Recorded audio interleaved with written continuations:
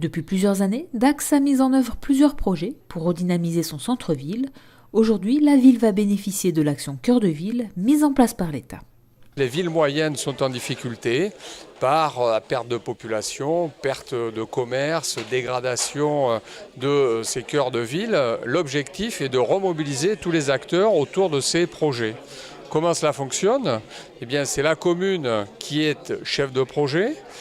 qui, au travers d'un comité de pilotage, associe à la fois les services de l'État, la Caisse des dépôts et consignations, qui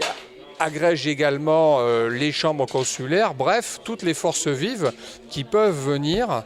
aider à cette réhabilitation des centres-villes. Donc, les partenaires signent une convention dans laquelle chacun s'engage à travailler de manière collective, d'abord sur la réflexion sur quel est le diagnostic de ce territoire, ensuite quelles sont les priorités qui sont partagées par ces acteurs. Cela fait l'objet d'une convention cadre, celle que nous avons signée aujourd'hui, et ensuite, en fonction donc des diagnostics complémentaires, il y aura un certain nombre d'actions qui seront retenues, et sur chacune de ces actions, il y aura une convention d'engagement qui associera les partenaires privilégiés, tantôt la Caisse des dépôts, tantôt Action Logement, tantôt le conseil départemental ou le conseil régional, s'ils voudront s'y associer, où seront déterminés quel est le projet, quel est son objectif, quel est son calendrier et quels sont les partenaires financiers. Donc c'est cela la démarche Action Cœur de Ville, et c'est une convention cadre qui lie tous ces acteurs pour 6 ans, donc un temps suffisant pour à la fois faire ces diagnostics, se fixer les objectifs et réaliser les projets. Dax fait donc partie des 222 villes qui ont été retenues pour cette action Cœur de Ville. Une belle opportunité pour la cité thermale qui va pouvoir poursuivre la revitalisation de son centre-ville.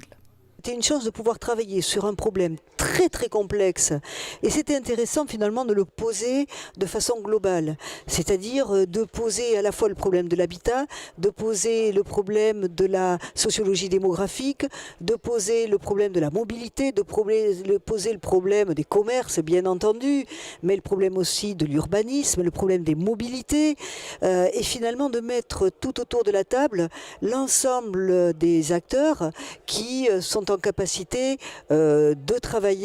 d'apporter de la matière grise, de la réflexion, des idées et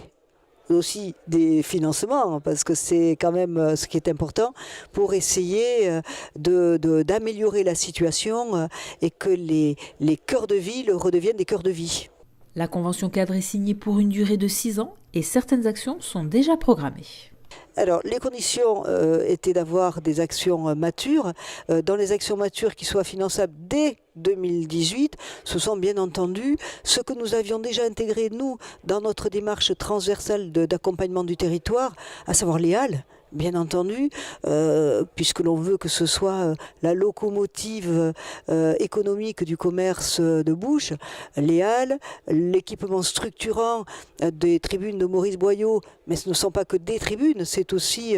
une salle de séminaire qui va nous permettre là aussi de travailler notre attractivité en termes de développement économique, la médiathèque, équipement structurant essentiel pour le territoire, et puis les rues piétonnes du centre-ville. Des projets qui devraient voir le jour d'ici à 2019 avant de laisser place à d'autres réalisations.